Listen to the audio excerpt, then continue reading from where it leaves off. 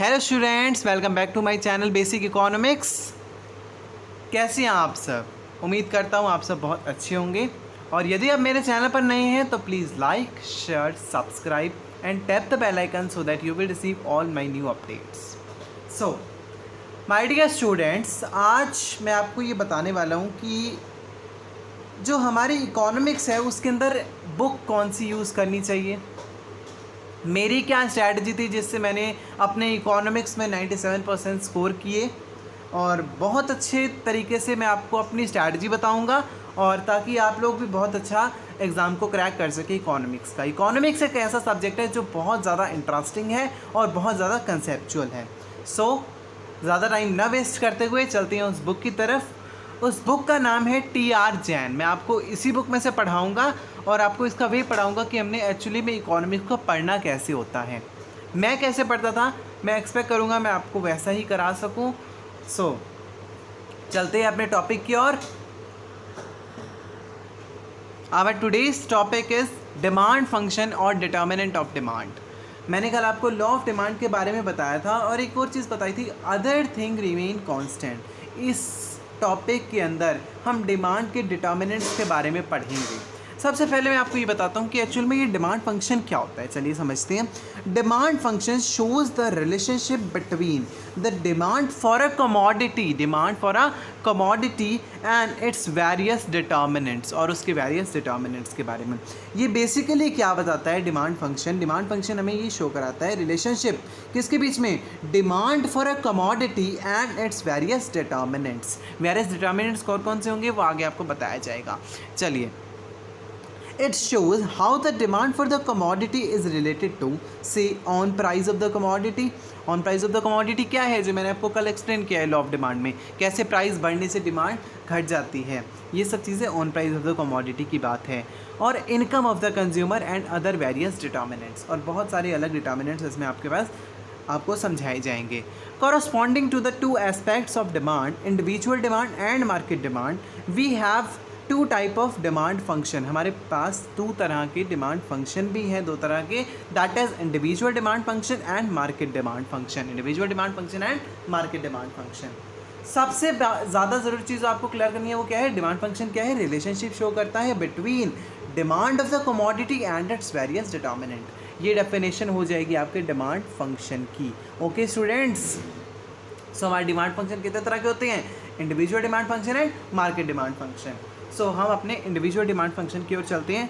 Individual demand function shows, individual demand function क्या show करता है, how demand for a commodity by an individual consumer in the market related to the various determinant. अगर एक single particular व्यक्ति की जो demand है वो किस किस चीज़ों के ऊपर निर्भर करती है, वो चीज़ें आपको इसमें बताई जाएंगी। बहुत ईजी है, इसको बहुत दिल से सुनना, बहुत इंटरेस्टिंग टॉपिक है। ठीक है, demand of the x commodity, इसको पढ़ना कैसे होता है इस इक्वेशन को, ये बताता हूँ। Demand of x commodity is function, f means function of price x, price x means own price of the commodity, p r means price of related goods, y means income, t means taste and preferences, here e means expected near future price. ये सब चीज़ आपको यहाँ पर mention की हुई हैं। देखो hair कैसे पढ़ना था वो इसमें बताएगा सारा। Quantity demand of the commodity of x, price x means on price of the commodity, p r means price of related goods, ठीक है, y means consumer income, t means consumer taste and preferences, e means consumer की expectations. ठीक है बच्चों, clear हो रहा है, मुश्किल तो नहीं लग रहा है। चलिए, on price of the commodity को समझाने की ज़रूरत नहीं है, कल लॉ ऑफ डिमांड में सारा इसको एक्सप्लेन किया था बहुत अच्छे से, कि जैसे जैसे हमारा प्राइस बढ़ता जाएगा वैसे वैसे जो है हमारी डिमांड कम होती जाएगी। ठीक है, यदि आपने मेरी पिछली वीडियो नहीं देखी तो प्लीज़ जाकर वो देख लीजिएगा, मैं आपको लिंक डिस्क्रिप्शन में दे दूँगा। और अगर आपको कोई भी प्रॉब्लम आती है तो प्लीज़ कमेंट सेक्शन में आप मैंशन कर सकते हैं उसे भी। So on price of the commodity को फिर भी एक बार पढ़ लेते हैं। Other things being equal with rise in own price of the commodity the demand contrast, जो हमारी डिमांड है वो कम हो जाएगी, कॉन्ट्रैक्ट हो जाएगी। With fall in price the demand will extend, जैसे जैसे हमारा जो प्राइस है वो फॉल होगा वैसे वैसे जो हमारी डिमांड है वो एक्सटेंड हो जाएगी, बढ़ जाएगी।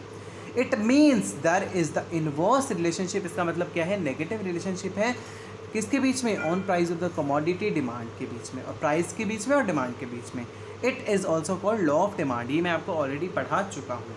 ठीक है बच्चों, अब आ जाते हैं बहुत interesting topic, that is price of related goods. Related goods किस तरह के होंगे, दो तरह के रिलेटेड गुड्स होते हैं, that is substitute goods and complementary goods. Substitute goods और complementary goods. Demand for the commodity also influenced by the change in price of related good. जो हमारी डिमांड है ना, वो रिलेटेड गुड्स के प्राइस के चेंज होने से भी चेंज होती है। वो आपको समझाऊंगा कैसे। सब्स्टिट्यूट गुड कौन से होते हैं, सब्स्टिट्यूट गुड्स का एग्जाम्पल से समझते हैं।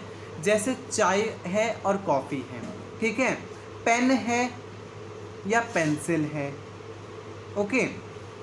और हम एग्जांपल क्या ले सकते हैं, पिज़्ज़ा है या बर्गर है। ये सब क्या है, ये सब्स्टिट्यूट गुड हैं।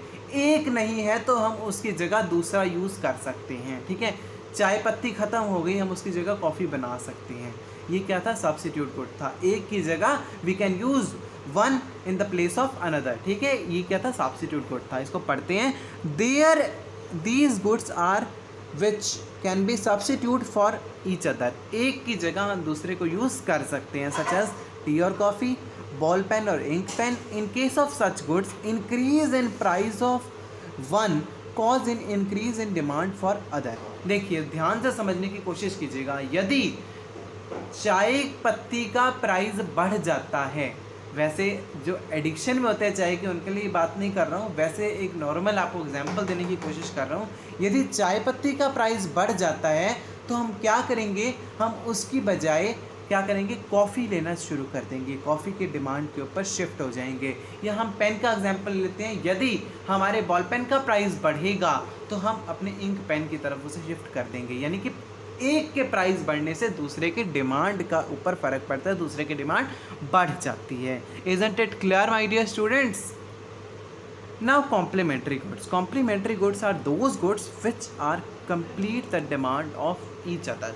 जो एक के साथ एक का मतलब दोनों के इकट्ठे ही चलते हैं। जैसे कार और पेट्रोल है, ठीक है, पेन और रिफिल है, ठीक है बेटा, ब्रेड और बटर, इसमें लिया हुआ एग्जांपल हमारे पास, तो हम इसे पढ़ लेते हैं क्या बोलता है ये। Complementary goods are those goods which complete the demand of each other. एक दूसरे के डिमांड को क्या करते हैं, फुलफिल करते हैं, ठीक है। एंड देयरफॉर डिमांडेड टुगेदर, इसलिए जो है ये दोनों को डिमांड इकट्ठे किया जाता है। Pen and ink, bread and butter may be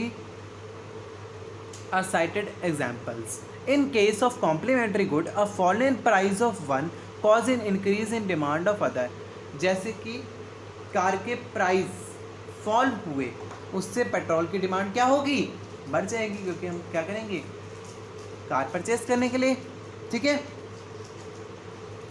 for example, when the price of fountain pen rises, its demand will fall. As a result, demand for ink will also fall. जैसे जैसे मैंने क्या बताया, जो हमारा फाउंटेन पेन है, यदि उसकी डिमांड, उसका प्राइस बढ़ जाता है तो उसकी जो इंक है उसकी डिमांड ऑटोमेटिकली जो है वो क्या हो जाएगी, कम हो जाएगी। क्यों हो जाएगी कम, क्योंकि ये दोनों एक दूसरे की डिमांड को फुलफिल करते हैं। If the price of fountain pen fall, its demand will rise. अगर प्राइस जो है कम होता है, उसकी जो डिमांड है वो बढ़ जाएगी। Also will rise in price of demand of ink. Demand जो है इंक की भी उससे जो है बढ़ जाएगी। Complementary goods, substitute good, on price of the commodity और बेसिकली डिमांड फंक्शन मैंने इस वीडियो में आपको कंप्लीट कर दिया है। एक्सपेक्ट करता हूँ कि आपको समझ में आ गया होगा। अगली वीडियो में हम इनकम और टेस्ट एंड प्रेफरेंसेस और एक्सपेक्टेड नियर फ्यूचर प्राइस के बारे में आपको पढ़ा देंगे। So thank you for watching my video. Thank you students.